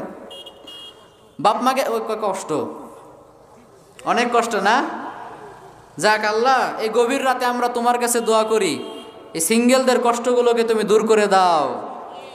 এই শীত শেষ হওয়ার আগেই তুমি তাদেরকে ডাবল বানিয়ে দাও। পড়েন আমিন। সিঙ্গেলরা আসলে অনেক কষ্টে আছে, আমাদেরকে কল দিয়ে শেয়ার করে। কয়েকদিন আগে আমাকে একজন কল দিয়ে বলে, হুজুর আমি অনেক চেষ্টা করেছি আপনার সাথে যোগাযোগ করার, আলহামদুলিল্লাহ আজকে হলো, আমি আপনাকে একটা কথা বলতে চাই। আমি বললাম কি বলেন? বলে হুজুর আপনি কয়েকদিন আগে একবার বলেছিলেন যে বিয়ে করার জন্য পারফেক্ট টাইম হচ্ছে কোরবানির ঈদ, আপনার মনে আছে? পর আমি বললাম মনে থাকবে না, এইটা নিয়ে বাংলাদেশে তোলপাড়। তো আমি বলি তো কি হয়েছে সেটা বলো, পয়েন্টে আসো, পয়েন্টে আসো। তো সে মানে কথা বলতে গিয়ে তোতলে যাচ্ছে বারবার, মানে এতটা এক্সাইটেড, এতটা খুশি, কথা বলতে পারছে না। আমি বলি ভাই আগে একটু রেস্ট নাও, পরে বলো। তো বলে হুজুর মূলত বিষয়টা হচ্ছে আপনার এই ভিডিও ক্লিপটা আমি আমার গার্লফ্রেন্ডের কাছে সেন্ড করেছিলাম, বলেছিলাম দেখো হুজুর কি বলে। তো আল্লাহর মেহেরবানি, এই ভিডিওটা দেখার পর আমার গার্লফ্রেন্ড আমাকে বলে শোনো বিয়ে এই কোরবানির ঈদেই হবে। আলহামদুলিল্লাহ পড়বেন না? আমরা দুইজনের ফ্যামিলিতে জানালাম, প্রথমে একটু কষ্ট হচ্ছিল, কিন্তু আলহামদুলিল্লাহ শেষমেশ আমাদের বিয়েটা কোরবানির পরের দিন হয়ে গিয়েছে। আলহামদুলিল্লাহ পড়েন। বলে হুজুর আপনি আমার জীবনে সবচেয়ে বেশি উপকার করেছেন, আমি আপনাকে বিয়ের দাওয়াত দিতে পারি নাই, আমার যে কি কষ্ট, বাচ্চা হলে দিব ইনশাল্লাহ। তো এগুলো নিয়ে অনেকে আসলে বুঝতে চায় না। অনেকে বলে হুজুর গার্লফ্রেন্ডকে মেসেজ দিতে বলে, আরে ভাই আমি তো এমন কাউকে বলি নাই যে সিঙ্গেল, যার গার্লফ্রেন্ড নাই, আমি তাকে বলি নাই। তো আমি বলেছি যেই ছেলেটা অলরেডি প্রেম করে, সারা রাত মেসেজ দেয়, তখন দোষ নাই, আর যখন বলে আমি তোমাকে বিয়ে করতে চাই তখনই দোষ। এরকম আছে না নাই? তো আমি বলেছিলাম যে একটা হারাম সম্পর্ককে হালাল করার পন্থা দুইটা, হয় বিয়ে করতে হবে না হয় ব্রেকআপ করতে হবে। এখন ব্রেকআপ তো অনেকে করতে চায় না, তো বিয়েটাই যদি দেওয়া যায় তো ব্রেকআপের আবার দরকার কি? ঠিক কি না? প্রেম তো করেছেই বিয়ে করার জন্য, তো ব্রেকআপ করার জন্য কি প্রেম করছে? বিয়েটাই যদি দেওয়া হয় তাহলে তার সমস্যা থাকে না। কিন্তু হ্যাঁ, যদি এমন হয় যে লং টাইম রিলেশনশিপ, এখনও 2 বছর পরে বিয়ের প্ল্যান, তাহলে প্রেম করা যাবে না, মেসেজ দেওয়া যাবে না। কিন্তু অনেক দিন মেসেজে কথা হচ্ছে এমনিতেই, আমি বলেছিলাম যে তুমি বলো যে তোমাকে আমি পছন্দ করি, যেহেতু বাঁচবও তোমার সাথে, মরবও তোমার সাথে, কিন্তু হালালভাবে বাঁচতে চাই, হারামভাবে বাঁচতে চাই না। আল্লাহর আসমানের নিচে থেকে আল্লাহর খেয়ে আল্লাহর সাথে নাফরমানি করা যাবে? যাবে না। এজন্য যদি রাজি থাকো বলো এই কোরবানির ঈদেই বিয়ে করব, আর নয়তো সালাম, তুমি তোমার রাস্তায় আমি আমার রাস্তায়। ঠিক কিনা? এটাকে অনেকে কাটছাট করে এমনভাবে অপপ্রচার করেছে। যাই হোক, সমস্যা নাই, হেরে যাবে ওদের হিংসা, জিতে যাবে আমাদের ভালোবাসা। ঠিক কিনা? ওদের হিংসা নিয়ে তোরা মর, কুল মুতু বিগাইযিকুম, তোদের রাগ নিয়ে তোরা মর, তোরা রাগ করতে থাকবি, আর এইদিকে আমরা সিঙ্গেলদের বিয়ে দিতে থাকবো। ঠিক কিনা? তো যাই হোক, আলহামদুলিল্লাহ আমার মাধ্যমে অনেকের বিয়ে হয়েছে, তোমাদের জন্য দোয়া করি, আল্লাহ যেন এই ভাইয়ের দোয়াটা তোমাদের জন্য কবুল করেন, আমরা পড়ি আমিন। তো এই রাতের এই যে সময়টা, এটা খুবই বরকতময় সময় প্রিয় ভাইয়েরা। আজকের নামাজ, এই যে মাহফিল শেষে বাড়ি যাব না, গিয়ে চেষ্টা করব না ঘুমিয়ে অন্তত 2 রাকাত নামাজ পড়ার। পারবো তো ইনশাআল্লাহ? ইয়ানজিলু রব্বুনা তাবারাকা ওয়া তাআলা ইলা সামাঈদ দুনিয়া ফি কুল্লি লাইলা হিনা ইয়াবকা সুলুসুল লাইলিল আখির, রাতের শেষ তৃতীয়াংশে আল্লাহ তাআলা তার আরশ থেকে প্রথম আসমানে নেমে আসেন। সুবহানাল্লাহ পড়েন। এসে বলতে থাকেন মাইয়াদউনি ফাআস্তাজিব লাহ, কে আমার কাছে দোয়া করবে, আসো দোয়া করো, তুমি দোয়া করলেই আমি কবুল করব। আলহামদুলিল্লাহ পড়তে পারলেন না? মাইয়াস্তাগফিরুনি ফাআগফির লাহ, কে আছো অন্যায় করেছো আমার কাছে ক্ষমা চাও, আমি তোমাকে ক্ষমা করে দিব। সুবহানাল্লাহ পড়েন। দুনিয়ার সকল রাজা বাদশারা অপরাধীদেরকে খোঁজে শাস্তি দেওয়ার জন্য, আর আল্লাহ হলেন এমন সত্তা যিনি অপরাধীদেরকে খোঁজেন ক্ষমা করার জন্য। আল্লাহু আকবার। তিনি বলেন, এই কারা কারা অন্যায় করেছো আমার কাছে ক্ষমা চাও, কাউকে বলতে হবে না, আমি আল্লাহ এই রাতের অন্ধকারে তোমাকে মাফ করে দেবো। সুবহানাল্লাহ পড়েন। ওমাই ইয়াসআলুনি ফাউতিয়া, কে আছো আমার কাছে কিছু চাইবে, চাইতে দেরি হবে, দোয়া কবুল করতে দেরি হবে না। এজন্য যাদের চাকরি হচ্ছে না, যাদের টাকা পয়সার সমস্যা, যাদের ফ্যামিলি ক্রাইসিস, ফ্যামিলিতে বন্ডিং ভালো হচ্ছে না, হাজব্যান্ড ওয়াইফের ঝগড়া আছে না নাই, কমন প্রবলেম, প্রায় ফ্যামিলিতে প্রবলেম, তো এইটা কাউকে বলার দরকার নাই, বলতে হবে কাকে? কিছু বলছেন? এই তাহাজ্জুদের সময়টা হচ্ছে সবচাইতে মুখ্যম সময়। আপনার যা যা লাগবে আল্লাহর কাছে আপনি চেয়ে চেয়ে নেবেন। পারবো তো ইনশাল্লাহ? আপনার যা যা লাগে আল্লাহর কাছে সবচাইতে বেশি জিনিস চাইতে হবে একটা জিনিস, সেটা হলো আল্লাহর কাছে আল্লাহকে চাইতে হবে। কি পারবেন তো সবাই ইনশাল্লাহ? আল্লাহর কাছে আমরা পৃথিবীতে অনেক কিছু চাইলাম না, আল্লাহ আমাকে এটা দাও ওটা দাও, আমি এটা চাই ওটা চাই, কিন্তু আল্লাহকে কি একবারও বলেছি আল্লাহ আমি কিচ্ছু চাই না, আমি শুধু তোমাকে চাই? বলেছি? কতটা নিমকহারাম আমরা, আল্লাহর কাছেই সব চাইলাম কিন্তু আল্লাহর কাছে আল্লাহকে কখনো চাইলাম না। আচ্ছা বলেন তো, আল্লাহ যদি আমার হয়ে যায় আমার আর কিছুর দরকার আছে? কথা বলেন, দরকার আছে? অনেকে বলে যে যার কেউ নাই তার আল্লাহ আছে, এই কথাটা শুনছেন না? তো আমি বলি, যার আল্লাহ আছে তার আবার কার দরকার আছে? ঠিক কিনা? আমার যদি আল্লাহ থাকে আমার আর কাউকে দরকার নাই। এজন্য তাহাজ্জুদের নামাজে আমরা যেন আল্লাহকে বলি, আল্লাহ আমি তোমাকে চাই, তুমি আমাকে তোমার প্রিয় ভাজন বান্দা হিসেবে কবুল করো। আমরা পড়ি আমিন। এরপরে আমরা যে গুণাবলী, একটু সাউন্ড কম করলে ভালো, একটু সাউন্ড কম হলে আমরা ইনশাআল্লাহ। চতুর্থ যে গুণাবলীটা আমরা জানবো, আমি সংক্ষেপে কয়েকটা বলে শেষ করে দিচ্ছি যেহেতু দীর্ঘ রাত হয়ে গিয়েছে, আপনারা শেষ পর্যন্ত থাকবেন তো ইনশাআল্লাহ। এই কোরআনের এই যে ময়দান, এটা হচ্ছে জান্নাতের বাগান। এটা কি? এই জান্নাতের বাগানে থাকতে পেরে বসতে পেরে আপনারা খুশি না বেজার? অনেকেই কিন্তু এসেছিল আবার চলে গিয়েছে, কিন্তু আপনারা যান নাই, বুঝতে হবে আল্লাহ আপনাদেরকে বেশি ভালোবাসে। ঠিক কিনা? কারণ মাইয়ুরিদিল্লাহু বিহি খাইরান ইউফাক্কিহু ফিদ্দিন, আল্লাহ যার কল্যাণ চান তাকে দ্বীনের জ্ঞান দান করেন। যারা এসেছিল তারা কি বাড়িতে গিয়ে পুরো দুনিয়া উল্টে ফেলবে নাকি? অনেক ভালো ভালো কাজ করবে না? আপনারা এখানে বসে মনে হয় লস হচ্ছে আপনাদের, নাকি লস হচ্ছে না লাভ হচ্ছে? লাভ হচ্ছে। আল্লাহর হাবিব বললেন, ইযা মারারতুম বিরিয়াদিল জান্নাতি ফারতাউ, ও আমার সাহাবারা তোমরা যখন জান্নাতের পাশ দিয়ে অতিক্রম করবে তখন সেখান থেকে ফল খেয়ে যেও। সাহাবীরা বললেন, ইয়া রাসূলুল্লাহ দুনিয়াতে আবার জান্নাত কই থেকে আসলো? ওয়ামা হিয়া রিয়াদুল জান্নাহ। তখন আল্লাহর হাবিব বললেন, হেলাকুজ যিকির, যেই মজলিসগুলোতে কোরআন পাঠ করা হয়, জিকির করা হয়, কোরআন হাদিস থেকে আলোচনা হয়, সেই মজলিসগুলো সাধারণ কোনো মজলিস না, ওইটা হলো এক একটা জান্নাতের বাগান। পড়েন সুবহানাল্লাহ।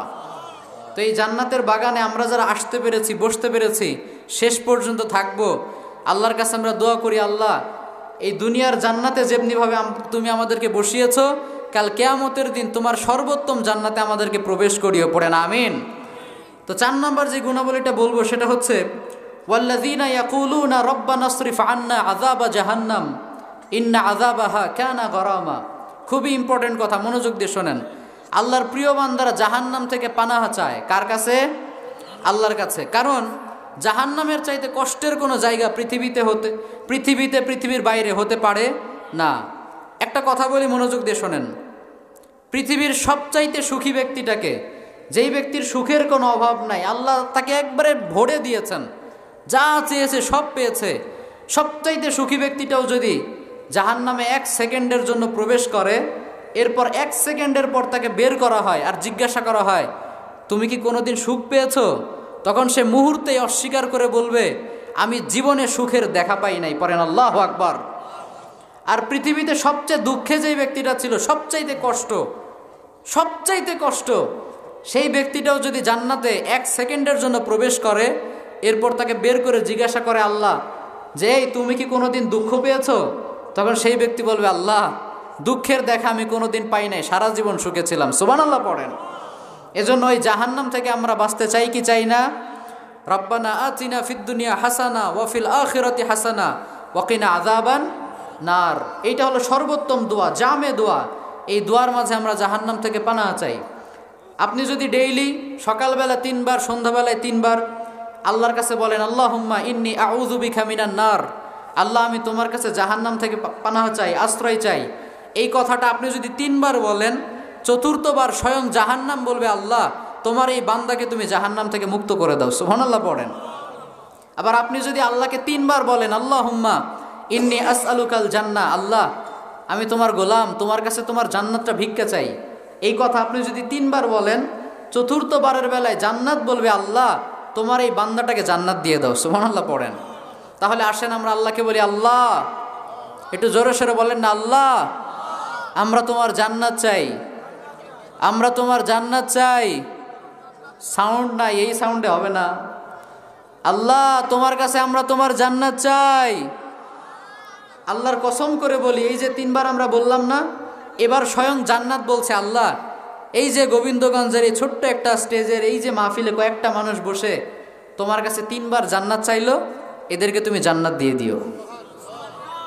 সুবহানাল্লাহর জোর এত আসতে। আবার আমরা আসেন আল্লাহর কাছে 3 বার জাহান্নাম থেকে আশ্রয় চাই, আল্লাহ, আল্লাহ তোমার জাহান্নাম থেকে বাঁচতে চাই, তোমার জাহান্নাম থেকে বাঁচতে চাই, তোমার জাহান্নাম থেকে বাঁচতে চাই। আল্লাহর কসম, এইবার জাহান্নাম আমাদের জন্য আল্লাহর কাছে দোয়া করে বলছে, আল্লাহ এই যে স্টেজের এই যে মাহফিলে যারা বসে বসে তোমার কাছে জাহান্নাম থেকে আশ্রয় চাইলো, তাদেরকে তুমি জাহান্নাম থেকে বাঁচিয়ে দাও। কঠিন না সহজ? কঠিন না সহজ? আল্লাহ সহজ করে দিয়েছেন, আমরা বুঝি না তাই। ইসলাম কঠিন না, ইসলাম সহজ। প্রত্যেক দিন সকালে 3 বার আল্লাহর কাছে জান্নাত চাইবেন, জাহান্নাম থেকে বাঁচতে চাইবেন। সন্ধ্যাবেলায় 3 বার জান্নাত চাইবেন, 3 বার জাহান্নাম থেকে বাঁচতে চাইবেন। মরলেই আপনি জান্নাতি। এজন্য আল্লাহর প্রিয় বান্দারা জাহান্নাম থেকে বাঁচতে চায়, আমরাও বাঁচবো ইনশাআল্লাহ। এবং জাহান্নাম থেকে বাঁচার সবচাইতে বড় দোয়ার পরেই যে কাজ, সেটা হচ্ছে আল্লাহকে ভয় করা। আল্লাহকে কি করা? আল্লাহকে যদি আপনি ভয় করে চলতে পারেন, ওয়ালিমান খাফা মাকামা রাব্বিহি জান্নাতান, আল্লাহ বলেছেন যে ব্যক্তি আমার সামনে দাঁড়ানোকে ভয় পাবে, আমি আল্লাহকে মনে প্রাণে ভয় পাবে, তাকে আমি একটা না 2টা জান্নাত দিব। 2টা জান্নাত। কয়টা? আর সবচাইতে ছোট সাইজের জান্নাতটাও হচ্ছে এই পৃথিবীর চাইতে কমসে কম 10টা পৃথিবীর সমান। সুবহানাল্লাহ পড়েন। লাবিনাতুম মিন যাহাব ওয়া লাবিনাতুম মিন ফিদ্দা, ওই জান্নাতের একটা ইট হবে স্বর্ণের, একটা ইট হবে রৌপ্যের। সুবহানাল্লাহ পড়েন। বর্তমান বিশ্বের সবচাইতে ধনী ব্যক্তি ইলন মাস্ক, তার যে কত টাকা ও নিজেও জানে না, এত টাকার মালিক। এত টাকার মালিক হওয়া সত্ত্বেও তার একটা ইট স্বর্ণের, একটা ইট রৌপ্যের, এইভাবে বানানো সম্ভব? কিন্তু আপনার একটা রিক্সা চালকও, সমাজের সবচাইতে গরিব ব্যক্তিটাও যদি জান্নাতে যায়, সর্বশেষও যদি জান্নাতে যায়, আল্লাহ তাকে এমন জান্নাত দিবেন যে জান্নাতের একটা ইট স্বর্ণের, একটা ইট হবে রৌপ্যের। পড়েন সুবহানাল্লাহ। এজন্য ওই জান্নাতটা পাওয়ার জন্য আমাদের হৃদয়ে ভয় থাকতে হবে একজনের, তিনি কে? আর একটু বলেন, আমাদের হৃদয়ে ভয় থাকতে হবে, তিনি কে? যাদের হৃদয়ে আছে আল্লাহর ভয়, তারা কভু পথ ভুলে যায় না।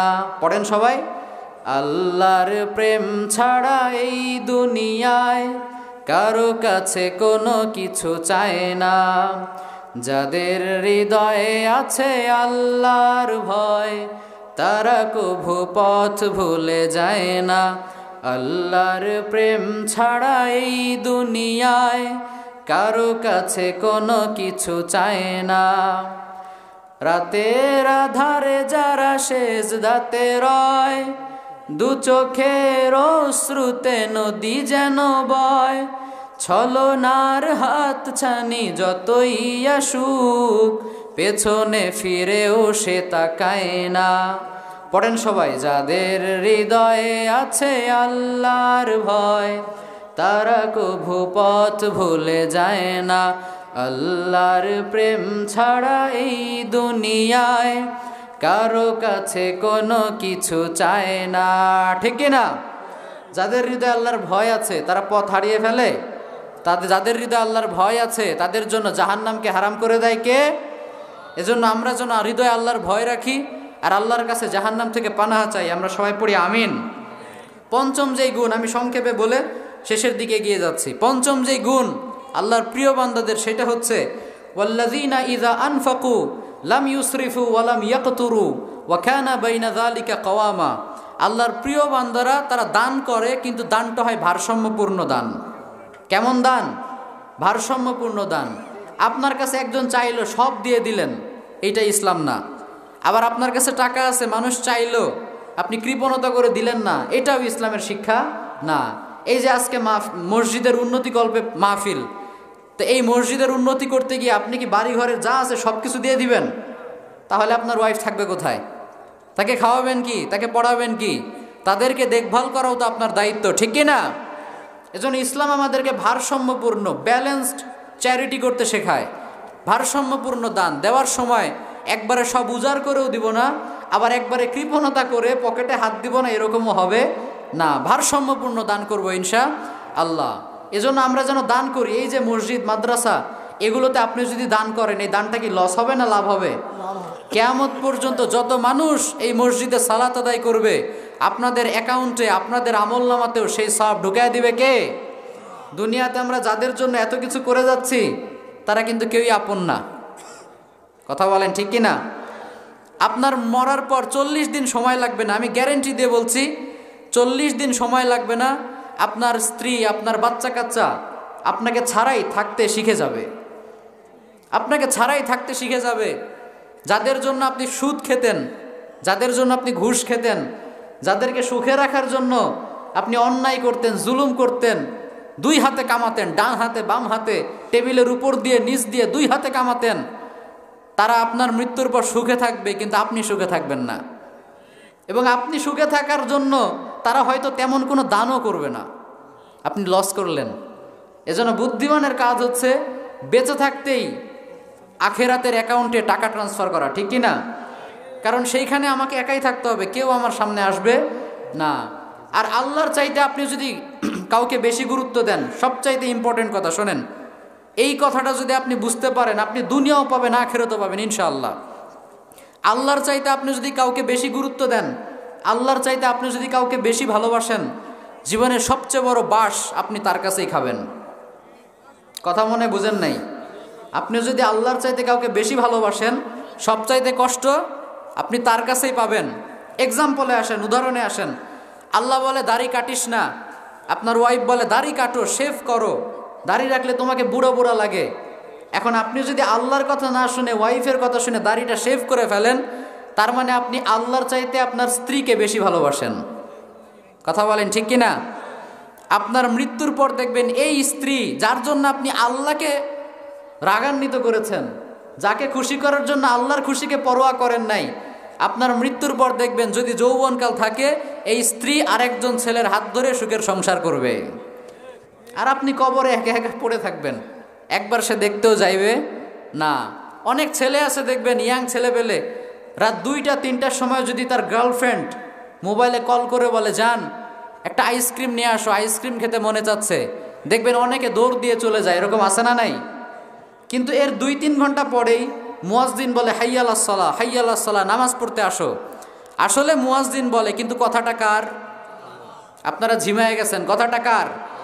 এই যে মাইক্রোফোন দিয়ে কথা বলছি, সাউন্ড বক্স দিয়ে বের হচ্ছে, তার মানে কথা কি সাউন্ড বক্স বলে না আমি বলি? কে বলে? আমি বলি। তো মুয়াজ্জিন যে বলে নামাজ পড়তে আসো, এই কথাটা কি মুয়াজ্জিনের না আল্লাহর? গার্লফ্রেন্ডের কথায় যুবক ভাই তুমি ছুটে চলে যাও, আর আল্লাহর ডাকে তুমি সাড়া দাও না, বুঝতে হবে তুমি আল্লাহর চাইতে তোমার গার্লফ্রেন্ডকে বেশি ভালোবাসো, ঠিক কি না? এই গার্লফ্রেন্ডগুলাই দেখবেন 2 দিন পর ছেঁকা দিয়ে বেকা করে সরকারি টাকলু চাচার হাত ধরে চলে যাবে। আর এই যুবক ছেলেগুলো ঘরের মধ্যে স্যাড সং শুনবে, ছেঁকা খাওয়া গান শুনবে, আর যারা সহ্য করতে পারবে না তারা সুইসাইড করবে, আত্মহত্যা করবে, ঠিক কি না? ওই যে তুমি আল্লাহর চাইতে তাকে বেশি ভালোবেসেছো না, সবচেয়ে বেশি কষ্টটা তোমাকে সেই দিবে।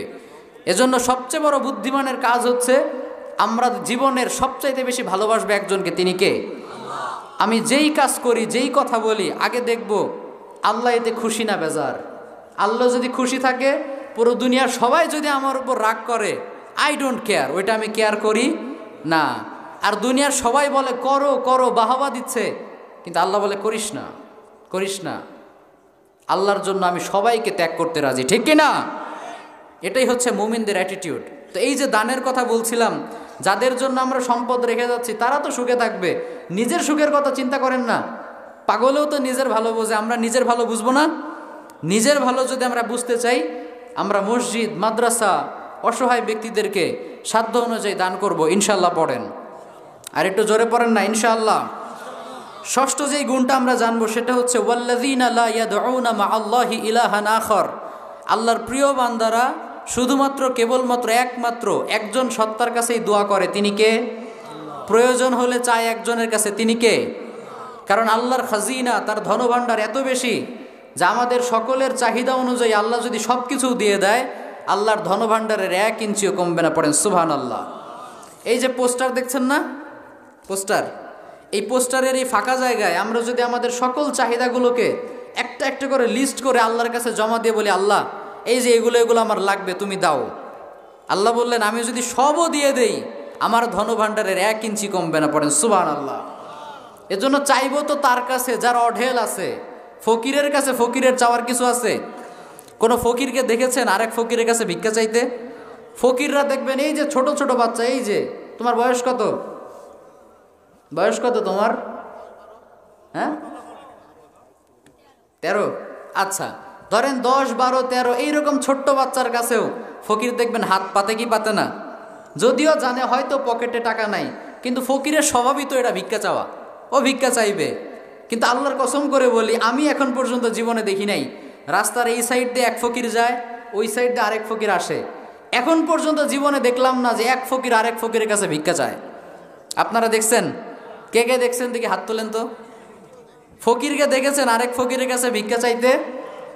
দেখবেন না, কারণ ফকিরেরও একটা প্রেস্টিজ আছে না নাই? আমিও ফকির, তুইও ফকির, তোর কাছে আমার কি চাওয়ার? চাইবো তো ধনী ব্যক্তির কাছে, ঠিক কি না? তো আমরা তো সবাই ধনী। আনতুমুল ফুকারাউ ইলাল্লাহ ওয়াল্লাহু হুয়াল গানিয়ুল হামিদ। আমরা সবাই ফকির, ধনী একজন, তিনি কে? এজন্য ওই আল্লাহর কাছেই চাইবো। বিশ্বনবী বলেছেন ইযা সাআলতা ফাসআলিল্লাহ ওয়া ইযা ইসতাআনতা ফাসতাইন বিল্লাহ। ও আমার উম্মতেরা, যদি কিছু লাগে আল্লাহর কাছে চাও। সাহায্যের হাত যদি তোমাকে পাততেই হয়, তাহলে শুধুমাত্র কেবলমাত্র একমাত্র একজন সত্তার সামনে পাতো, আওয়াজ করে বলেন তিনি কে? এজন্য আমরা চাইবো কার কাছে? আল্লাহর কাছে। আল্লাহর কাছে না চেয়ে আমরা যদি খাজা বাবার কাছে চাই, গাজা বাবার কাছে চাই, তাহলে কি হবে? ইসলামিক শরিয়া অনুযায়ী এটাকে শিরক বলে। কি বলে? আপনার ওয়াইফ মাইন্ড করবে না, বোঝানোর জন্য বলছি। নিজের উদাহরণ দিলে মানুষ ভালো বুঝে, এজন্য আপনার স্ত্রীর উদাহরণ দিয়ে বলছি। আপনার স্ত্রী যদি আপনার কাছে কিছু না চেয়ে পাশের বাড়ির ভাইয়ের কাছে চায়, বুঝতে হবে ডাল মে কুচ, সব জানে। আর কি ওয়াজ করব? শেষ করে দেই নাকি দোয়া করে দেই? মাশাআল্লাহ, গাইবান্দার ভাইয়েরা অনেক শিক্ষিত, আলহামদুলিল্লাহ। তো আপনার স্ত্রী যদি আপনার কাছে প্রয়োজনীয় জিনিস না চেয়ে পাশের বাড়ির ভাইয়ের কাছে সব চায়, বুঝতে হবে ডাল মে কুচ কালা হেব। আমরা সঠিক বাংলা বা একেবারে খাস বাংলা এটাকে পরকিয়া বলি।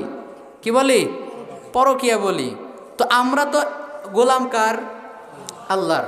তো আল্লাহর গোলাম হয়ে আল্লাহর ইবাদত করে আমরা যদি খাজা বাবার কাছে চাই, গাজা বাবার কাছে চাই, বুঝতে হবে এখানেও কি চলে?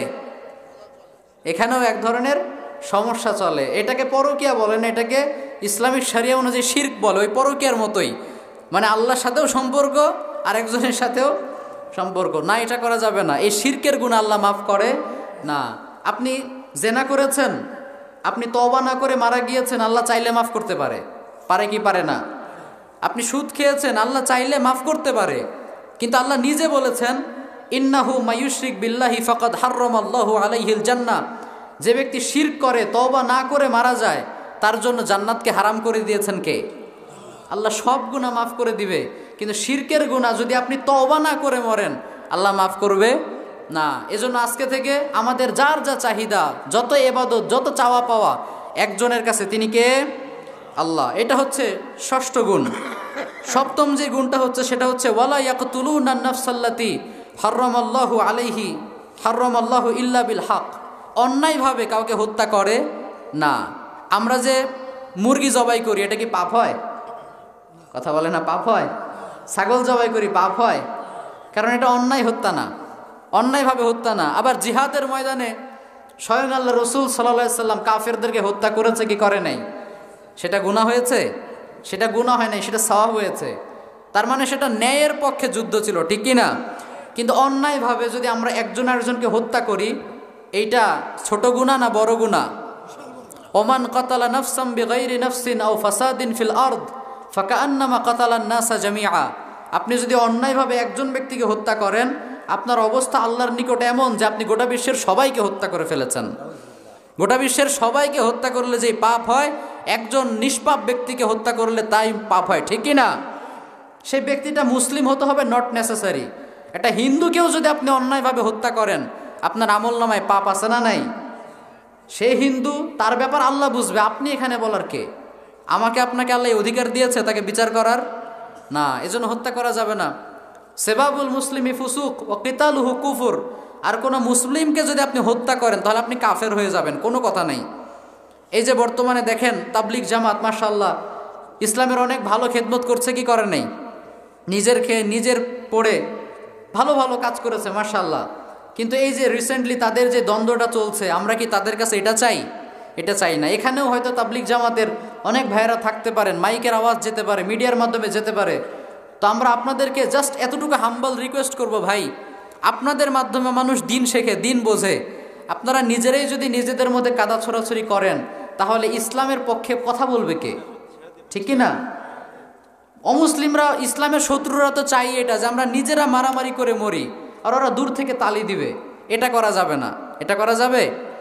এজন্য ঐক্যবদ্ধ হতে হবে। আর ঐক্যবদ্ধ হতে হলে সবচাইতে গুরুত্বপূর্ণ কাজ হলো স্যাক্রিফাইস, ত্যাগ স্বীকার করা। দুজনেই যদি টানাটানি করে তাহলে ছিঁড়ে যাওয়ার সংখ্যা আছে না নেই? একটা মজার ঘটনা বলে আপনাদেরকে। সুলাইমান আলাইহিস সালামের জামানাতে দুইজন মহিলা এসে বলে, এই সন্তানের মা হলাম আমি। মা দাবি করে কয়জন? কথা বলে না, মা দাবি করছে কয়জন? সন্তান কয়টা? তার মানে 100% কনফার্ম যে দুইজনের মধ্যে একজন মিথ্যুক। তো সুলাইমান আলাইহিস সালামের ওই জামানায় তখন তার ডিএনএ টেস্ট ছিল না, উন্নত মানের মেডিকেল টেস্ট ছিল না, যে ডিএনএ টেস্ট করে বের করা যাবে যে আসল মাকে। ওগুলো ছিল না। তো তিনি একটা কৌশল অবলম্বন করলেন, স্ট্র্যাটেজি খাটালেন। তিনি বললেন, শোনো, তোমরা যেহেতু দুইজনই দাবি করছো এই যে এই সন্তানের মা তুমি, আর এই সন্তানও ছোট, পরিচয় দিতেও পারছে না, তো এক কাজ করা যাক, এই সন্তানটাকে মাঝখান থেকে কেটে দুইজনকে দিয়ে দিই। সুবহানাল্লাহ পড়তে পারলেন না? নবীওয়ালা জ্ঞান দেখেন, নবীওয়ালা জ্ঞান। যখন এই কথাটা বলল, তখন সাথে সাথে যে অরিজিনাল মা সে বলে, না না না, আপনি এই কাজ করতে যাবেন না, এই কাজ করতে যাবেন না, আমার সন্তান লাগবে না, ওইটা ওর সন্তান, আমি দাবি ছেড়ে দিলাম, আমার সন্তান বেঁচে থাক, আমি এতেই খুশি, আমার সন্তান আমার লাগবে না। সুবহানাল্লাহ পড়েন। এখন যদি সেও বলে যে হ্যাঁ এটা আমার সন্তান, এক টুকরা হলেও আমি নিব, আমার হক আমি ছাড়বো না, তাহলে সন্তান বাঁচবে? বাঁচবে না। এজন্য স্যাক্রিফাইস করার মেন্টালিটি থাকতে হবে। আমিও বলতেছি আজকে আমি এটা দখল করব, তুমিও বলছো দখল করব, আচ্ছা ঠিক আছে ভাই, এই বছর তুমিই নাও, সামনের বছর একসাথে করবো ইনশাল্লাহ। কিন্তু এইটা করতে গিয়ে যদি এখন পুরো দেশেই এটা নিষিদ্ধ হয়ে যায়, অমুসলিমরা এটা নিয়ে ঠাট্টা বিদ্রুপ করে, অমুসলিমরা যদি বলে যে একদল সাতপন্থী আর একদল জুবাইরপন্থী, ইসলামপন্থী কোনটা? ইসলামপন্থী কোনটা? এইরকম যদি প্রশ্ন তোলে, এতে কি লাভ হবে না লস হবে? লস হবে। আমরা মুসলিমরা অনেক বোকা, আমরা মাথা খাটাতে জানি না, আমাদের বিরুদ্ধে যে কি ষড়যন্ত্র চলে আমরা জানিই না। এজন্য আমি ছোট মানুষ, তারপরেও আমি আপনাদের কাছে রিকোয়েস্ট করব, আমরা যেন ভেদাভেদ না করি, বিভক্ত না হই, ঐক্যবদ্ধ হওয়ার চেষ্টা করি। আল্লাহ আমাদের তৌফিক দান করুক, আমরা পড়ি আমিন। তাহলে মানুষ হত্যার মতো অন্যায় আমরা করব না। আল্লাহ আমাদেরকে এখান থেকে হেফাজত করুক, আমরা পড়ি আমিন। এরপরের যে গুণাবলীটা আল্লাহ রাব্বুল আলামিন বলেছেন সেইটা হচ্ছে ওয়াল্লাযীনা লা ইয়াশহাদুনা যুর। আমার প্রিয় বান্দারা মিথ্যা সাক্ষী দেয় না।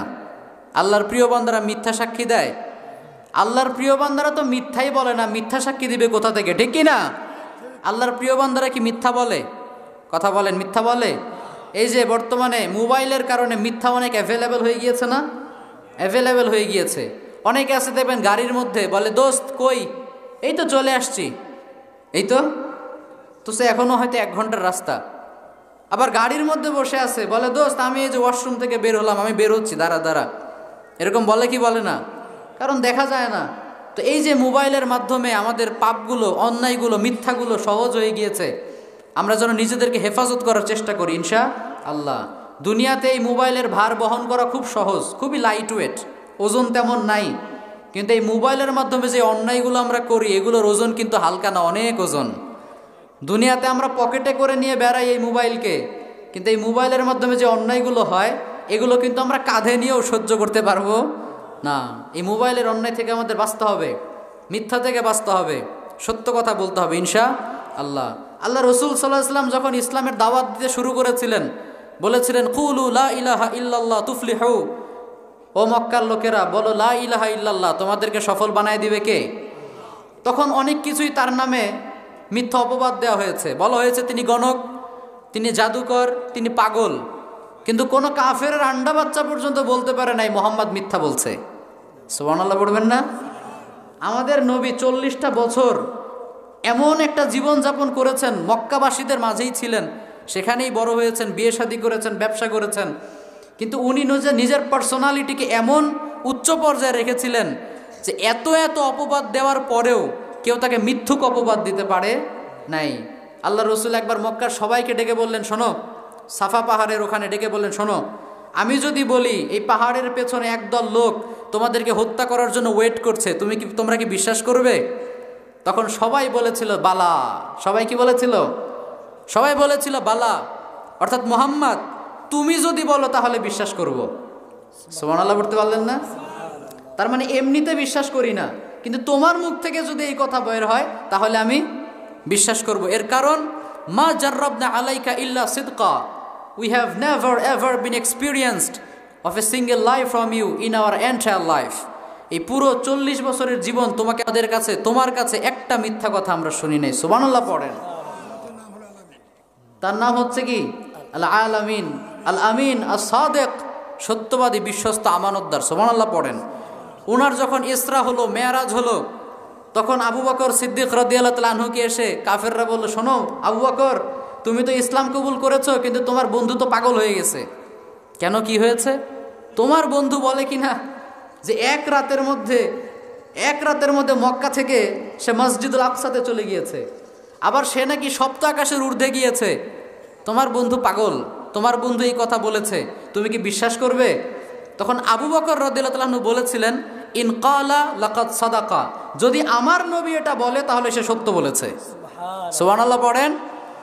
তার মানে এমনিতে এটা বিশ্বাস করার মতো কথা না, অনেক দূরের রাস্তা। তখনকার যানবাহন এত ভালো ছিল না, আল্লাহর হাবিবের প্রাইভেট জেট প্লেন ছিল না যে রাতারাতি চলে যাবে। এমনিতে বিশ্বাস করার মতো না, কিন্তু যদি আমার প্রিয় নবী মুহাম্মদ সাল্লাল্লাহু আলাইহি সাল্লাম নিজ মুখে এই কথা বলেন তাহলে আমি তাকে সত্যায়ন করছি, তিনি সত্যই বলেছেন। সুবহানাল্লাহ। এরপরে আল্লাহর হাবিব বলেছিলেন, আবু বকর তুমি আজকে থেকে শুধু আবু বকর না, তুমি আবু বকর সিদ্দিক। সুবহানাল্লাহ পড়েন।